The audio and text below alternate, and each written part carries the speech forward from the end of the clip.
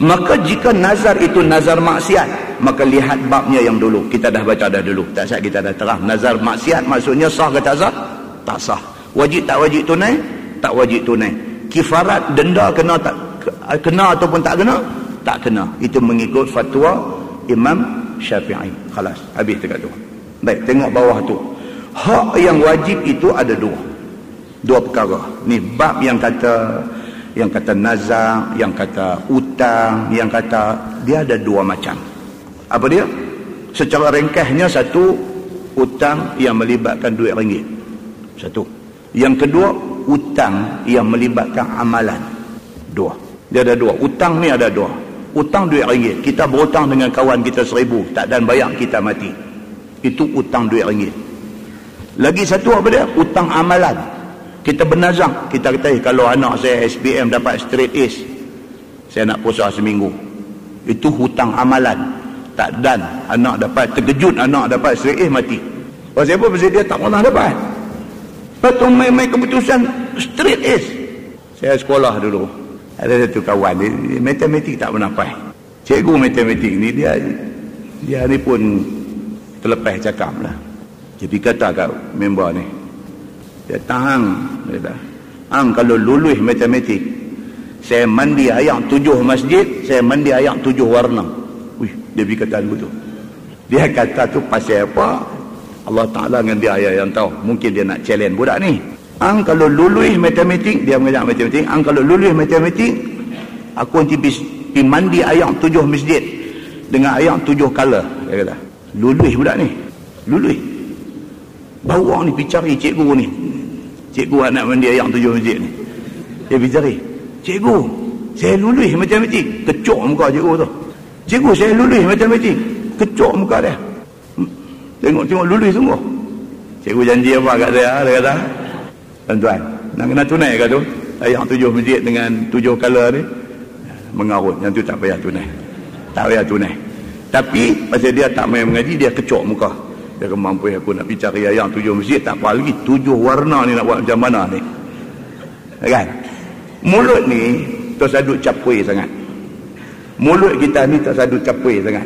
Tak bagus macam tu. Pasal apa? Dia menyusahkan kita. Okey.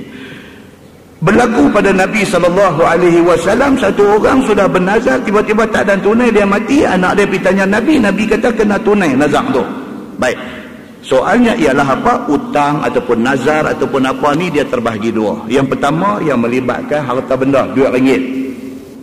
Yang kedua melibatkan hutang amalan. Cuba kita baca. Hak yang wajib itu ada dua. Pertamanya hukuk cara harta, ataupun dalam bahasa Arabnya dia kata hukuk al-maliyah, iaitu hak secara harta. Dan yang keduanya hukuk cara badan, ataupun dalam bahasa Arabnya hukuk al-badaniyah, hak yang melibatkan amalan badan. Maka hak harta itu ijma' ulama' atas wajib menyempurnakannya. Kalau melibatkan harta, dia bernazar, dia kata kalau anak saya lulus periksa, saya nak derma RM100 ke rumah anak yatim. Itu melibatkan apa? Hukuk al-maliyah, melibatkan harta. Anak lulus RM100 pergi bagi dekat rumah anak yatim.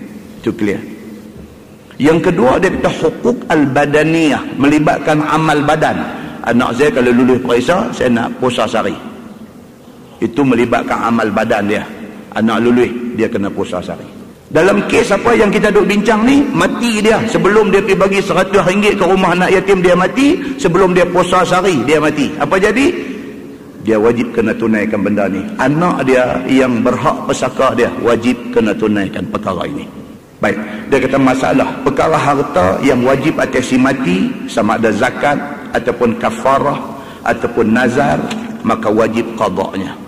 Tak kira sama ada pak dia ni duit dah cukup haul, duit dia dah cukup nisab, katalah dia ada RM5,000, dan RM5,000 tu ada selama 1 haul, 1 tahun. Dia sepatutnya haul dia bila? 1 Muharram hari tu ni. Sepatutnya dia kena buat keluar 2.5% daripada jumlah duit yang terkumpul selama 1 tahun tu.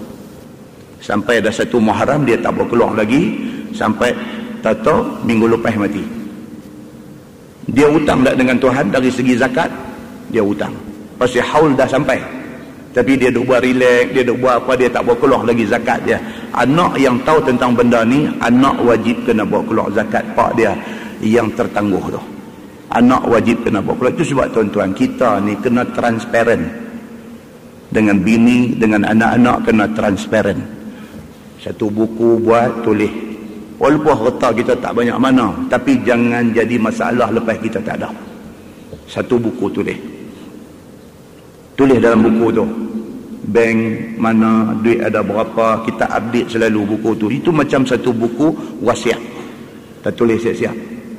Okey, bank apa, bank A, duit ada banyak mana, contact person dia siapa. Saja tulis dalam satu buku. In case anything happen dekat kita, bini kita pegang buku tu aja, dia akan tengok balik satu-satu. Okey, ini dalam bank ni ada sekian banyak, contact person dia siapa, manager bank ke, satu pegawai kanan bank tu ke, apakah, tulis nombor, tulis nama, tulis nombor. Apa-apa jadi bini kita dia tak tahu apa, dia boleh telefon nombor tu. Dia kata, ni saya isteri kepada sekian-sekian orang, suami saya meninggal. Dia kata, tahu, minta maaf saya tak danpi. Tak apalah, ni suami saya ada tinggal di sini, minta kalau apa-apa hal berhubung dengan encik. Tak ada masalah, kalau bila lapang mai jumpa, saya tolong urus semua sekali. Takkah itu satu kemudahan kepada dia? Nah, kita punya bank komitmen berapa ni, duit rumah duk bayar bank mana, sebulan berapa duit, kalau apa-apa jadi contact person siapa. In case apa-apa jadi kat kita, bini kita boleh buka buku tu tengok, ni rumah duduk ni loan bank mana, duk bayar sebulan berapa, ada standing instruction daripada bank mana, kalau duk potong sebulan berapa, ada di situ semua. Jadi kita tak tinggal masalah ke bini kita. Masalah kita ni apa dia? Semua rahsia. Bukan dekat pergerakan kita rahsia, semua rahsia. Bini ni tak tahu apa. Kalau bini buka mulut tanya, abang punya saving ada berapa? Shut up you, jangan lu ambil tahu aku punya. Ada orang macam ni tak kan? Ada orang macam ni. Lepas dia mati, 1000 masalah mai duk bertapuk atas kepala bini dia ni. Sekelip mata daripada dia ni satu orang yang tak ambil tahu, suami duk buat semua, tiba-tiba sekelip mata dia kena buat semua. Dalam keadaan dia tak tahu nak mula di mana. Tapi rumah dia duduk ni pun dia tak tahu ni, loan bank mana ni, duk bayar berapa duit sebulan, dia tak tahu. Tak tahu bank main nak sita rumah dia, kata ni tak bayar 3 bulan, minta maaf tolong keluar. Maukah kita mati, kita tinggal masalah dekat anak bini kita macam ni? Ini benda yang ada di sebalik tajuk yang kita duk baca ni.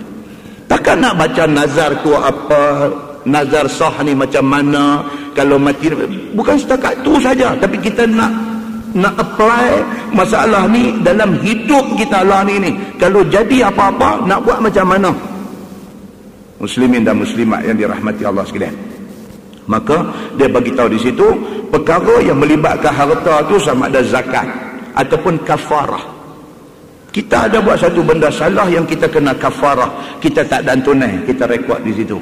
Esok bila kita tak ada, mereka boleh cek balik, oi ayah ada kafarah yang dia tak dan tunai. Kita nak kena clear benda tu. Ataupun nazar, apa-apa nazar dia ada tulis situ, ataupun setidak-tidaknya bagi tahu bini tahu tentang benda tu.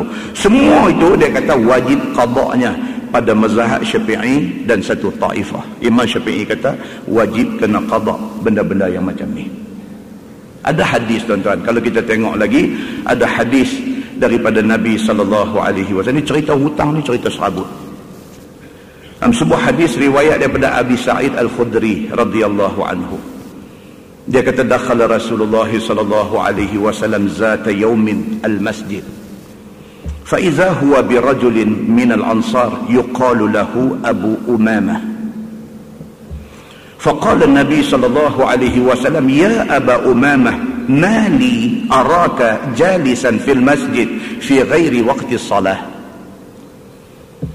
قال أبو أمامة هموم لزمتني وديون يا رسول الله. قال رسول الله صلى الله عليه وسلم أفلا أعلمك كلاما إذا أنت قلته أذهب الله عز وجل همك وقضى عنك دينك. قال قلت بلى يا رسول الله. قال رسول الله صلى الله عليه وسلم قل إذا أصبحت وإذا أمسيت Allahumma inni a'udzubika minal hammi wal hazan wa a'udzubika minal ajzi wal kasal wa a'udzubika minal jubni wal bukhl wa a'udzubika min ghalabati ad-dain wa qahhir rijal. Qala Abu Umamah fafa'altu dhalik fa azhaba Allah azza wa jalla hammi wa qada anni daini, atau kama qala, hadis riwayat Imam Abu Daud. Dalam hadis ni Abu Sa'id Al-Khudri kata Nabi SAW satu hari pergi masjid. Nabi masuk dalam masjid, tengok-tengok ada seorang laki-laki Ansar yang bernama Abu Umamah duduk ada dalam masjid. Nabi pergi jengok-jengok dalam masjid, nampak ada Abu Umamah. Nabi kata dekat dia, ya Aba Umamah, mali araka jalisan fil masjid fi ghairi waqti salah. Nabi kata, Abu Umamah, handa buat apa ni? Ini bukan waktu semayang.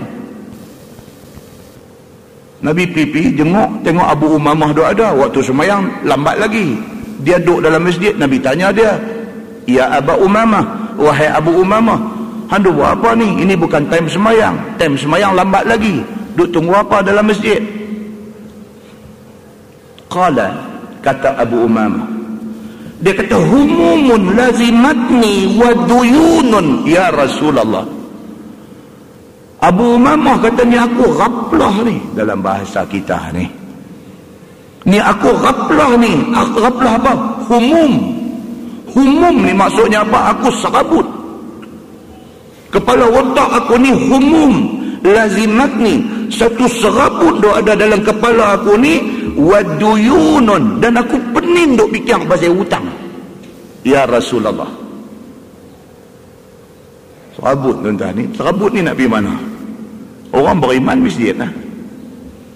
Dia boleh main ambil ayat semayang, masuk takbir tahiyat masjid 2 rakaat, dia boleh duduk. Dia duduk bawah chandelier tu.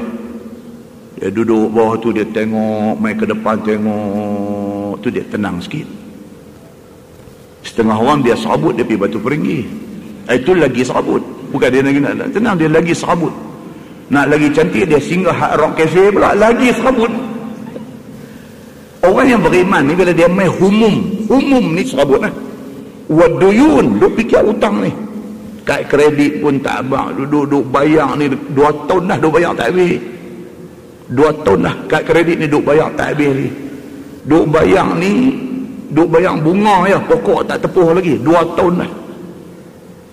Duk fikir ni hutang ni, duk fikir ni, duk fikir mak kampung duk minta nak pinjam duit, duk fikir waduyunun.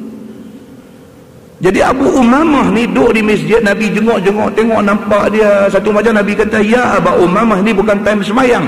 Yang hang duduk bertapuk dalam masjid ni pasal apa? Dia kata, ya Rasulullah, humum wa duyun. 2 perkara. Aku serabut kepala otak dengan hutang satu lagi. Aku duduk sakit ni. Qala, Nabi kata dekat dia, afala u'allimuka kalaman iza anta qultahu azhaballahu azza wa jal hammak wa qada anka dainak. Nabi kata, okey, wahai Abu Umamah, mau dah aku ajak dekat hang satu doa yang kalau hang baca doa ni, Allah Subhanahu wa taala akan hilangkan dekat hang 2 perkara ni. Allah akan hilangkan serabut hang, Allah akan ringankan hutang hang. Allahu akbar. Qala, kata Abu Umamah, bala ya Rasulullah. Hui, kalau ada doa aja boleh settle benda ni, abang mai. Dia kata, kalau ada doa saja boleh settle benda ni, tolong abang mai lah. Qala, qul iza asbahta wa iza amsayta. Nabi kata, pagi petang baca doa ni. Baca doa ni tak kira pagi, tak kira petang. Allahumma inni a'udzubika minal hammi wal hazan. Ya Allah, ya Tuhanku, minta berlindunglah aku ni daripada serabut dan juga duka cita. Wa a'udzubika minal ajzi wal kasal.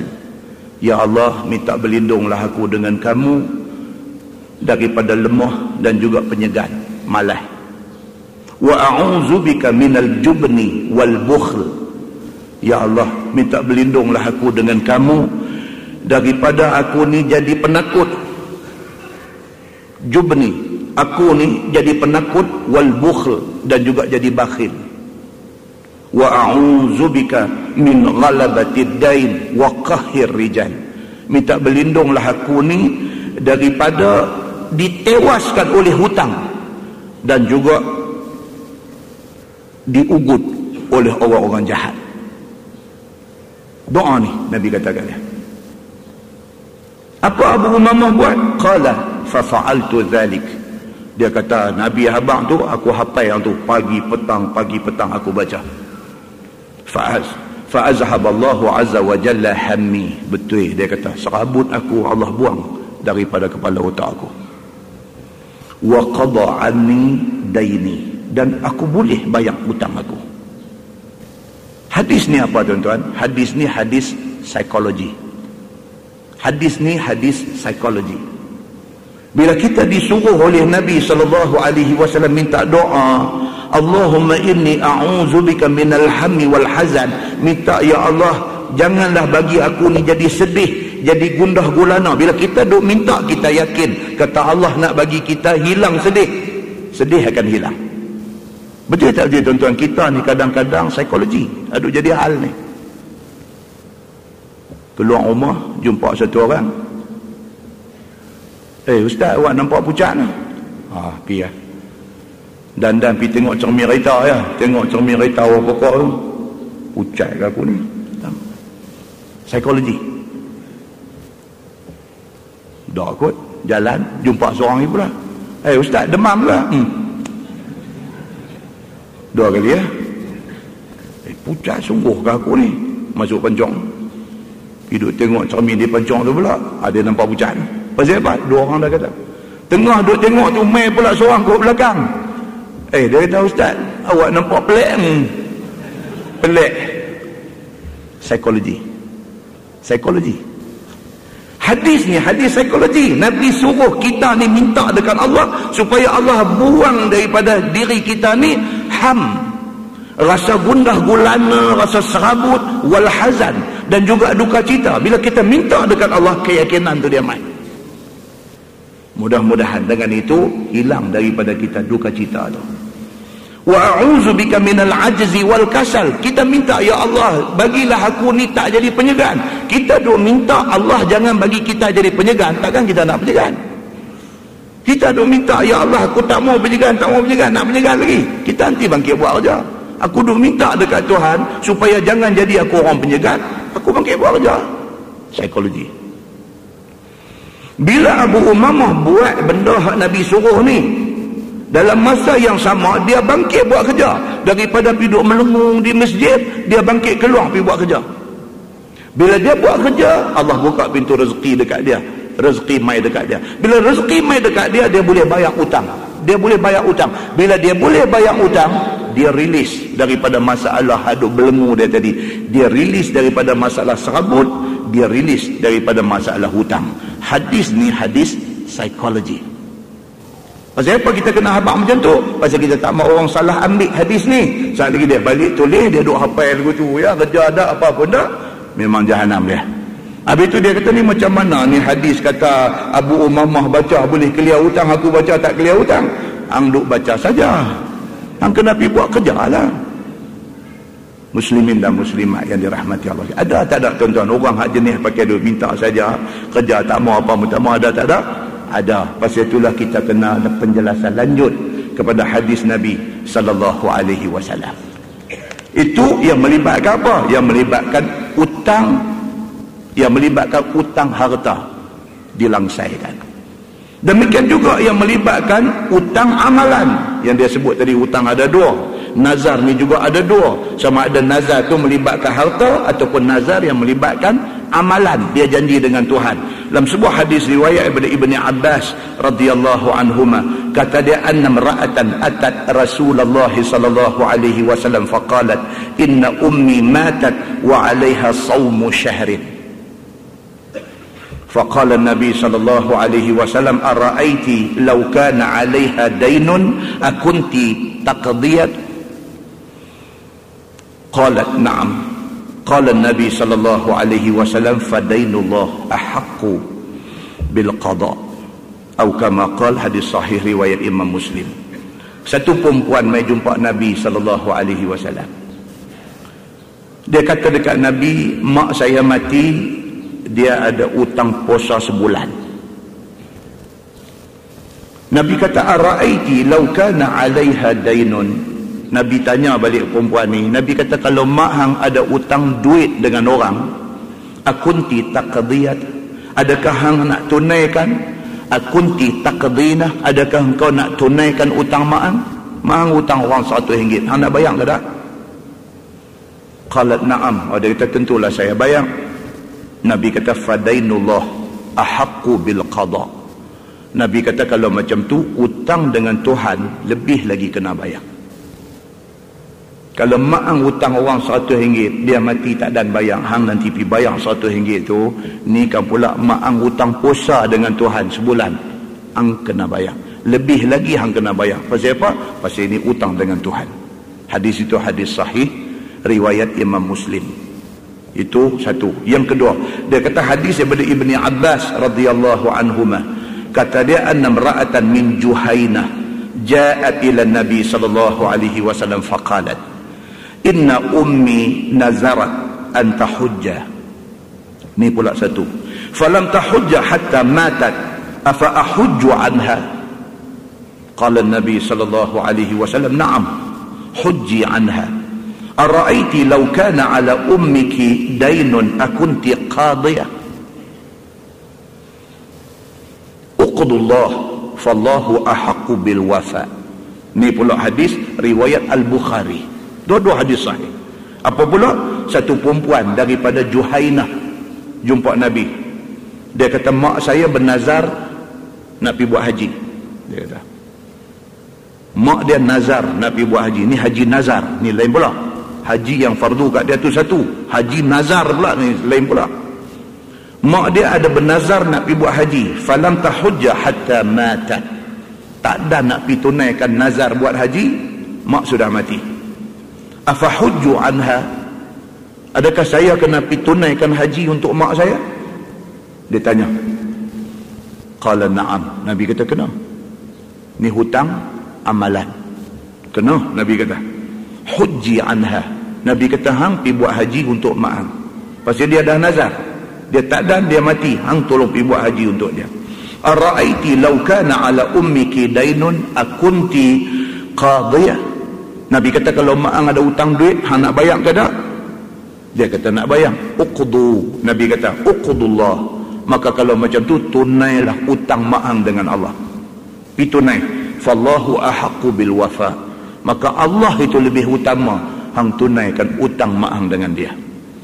Hadis-hadis ni semua kalau kita himpun-himpun tuan-tuan, dia membawa kepada tajuk yang kita baca ni. Apa dia tajuk dia? Tajuk dia utang, sama ada harta nazar yang tak ditunaikan jadi hutang. Sama ada melibatkan harta pun kena bayar, sama ada melibatkan amalan pun kena bayar. Itu kesimpulan dan itulah ijma' yang disepakati oleh sekalian ulama. Saya tak mau baca dah bawah tu, saya terus buat kesimpulan lagu tu aja.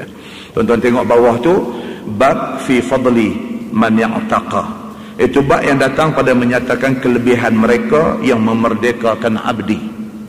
Ni tajuk ni tak berkenaan dengan kita lah ni. Pasal apa?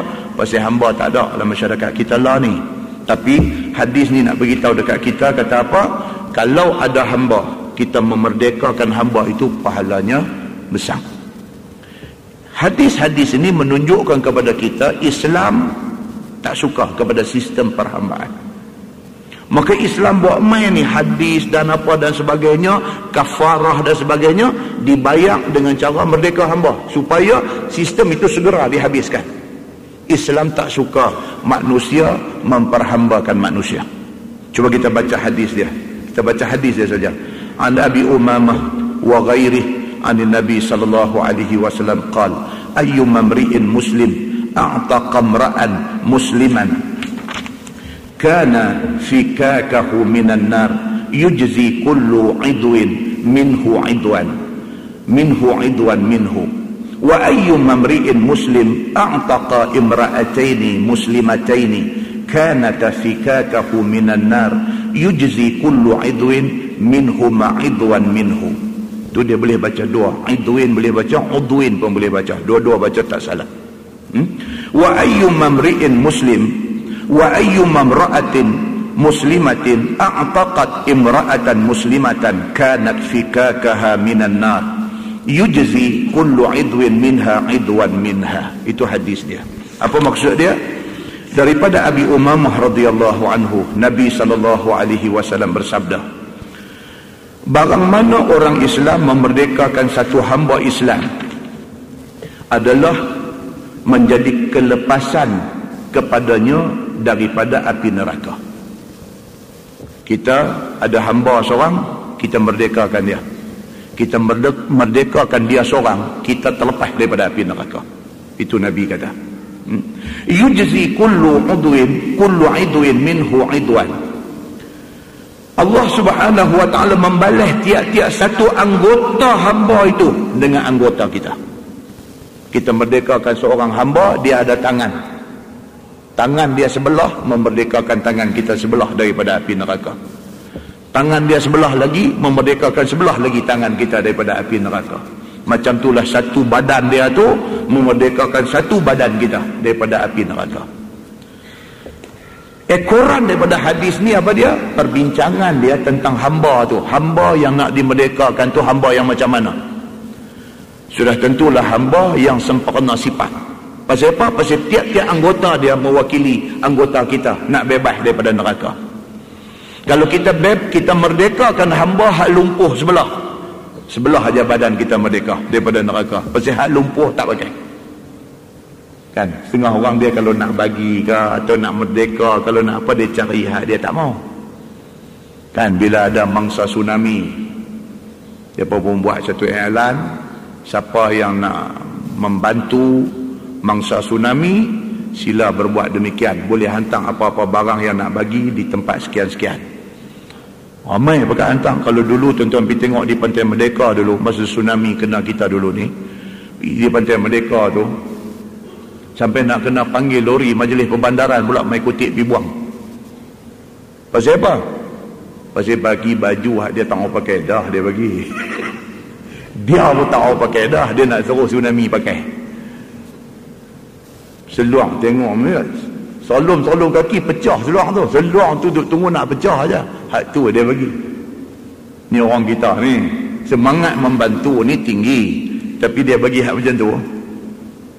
Hak dia pun tak apa pakai dah. Seluang bell bottom tahun 72 tu dia bagi. Bell bottom bawah tu dia macam sotong punya kipas keluar lagu tu. Seluang tu kalau pakai orang pakai parti tak kira ni, dia ni mai daripada zaman mana ni, seluang apa dia pakai. Bell bottom orang tak pakai dah lah ni. Pergi bagi baju kemeja collar ni kepak sampai ke bawah ni. Zaman Pok Yeye punya baju kemeja dia dia pergi selongkang lemari kotak lama, pindah rumah 3 kali dah kotak tu tak buka. Dia pergi buka nak bagi kat tsunami. Puak tu baru kena yang laut, pergi bagi baju kepak sotong tu pula kat dia, masuk laut pula lah. Kan? Pasal apa? Pasal kata manusia. Yang kata manusia ni bukan tak mau tolong, nak tolong, tapi nak bagi hak tak mau. Ni hadis ni mai anjuran supaya memerdekakan hamba. Lalu dia bagi tahu hamba yang nak dimerdekakan tu biarlah hamba hak paling elok. Pasal apa? Pasal dia memberi pahala yang paling baik dekat kita. Kalau kita pergi cari hamba hak bermasalah, kaki capik, apa-apa, kurang pahala dekat kita. Inilah hadis ni nak beritahu. Setiap anggota hamba tu mewakili anggota kita yang akan bebas daripada api neraka. Demikianlah dia kata, wa ayyum mamri'in muslim a'taqa imra'ataini muslimataini kanata fikakahu minan nar yujzi kullu idwin minha idwan minhu. Demikian juga kalau satu orang memerdekakan 2 hamba perempuan. Yang baik itu daripada Allah, yang tak baik silap saya tangguh dengan tasbih kafarah dan suratul asr. Subhanallah. Asyhadu an la ilaha illallah. Allahumma salli ala Muhammadin fil awwalin wal akhirin wa sallim wa radiyallahu tabaraka wa ta'ala an sadatina ashabi sayyidina Rasulillah ajma'in. Bismillahirrahmanirrahim. Alhamdulillahi Rabbil Alamin.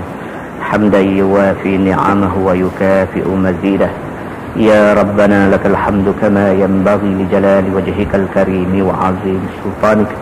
Radina billahi rabba wa bil islami dina wa bi Muhammadin nabiyyan wa rasulah. Allahumma aftah alaina futuhal arifin warzuqna fahman nabiyyin bijahi khatamil mursalin. Allahumma faqihna fid din wa'allimna at-ta'wil wahdina siratal mustaqim.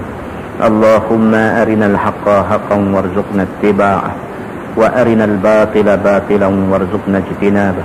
Allahumma ja'al jam'ana jam'an marhumah wa tafarruqana min ba'dihi tafarruqan ma'sumah. Wa sallallahu ala Muhammadin wa ala alihi wa sahbihi wa sallam. Walhamdulillahi rabbil alamin.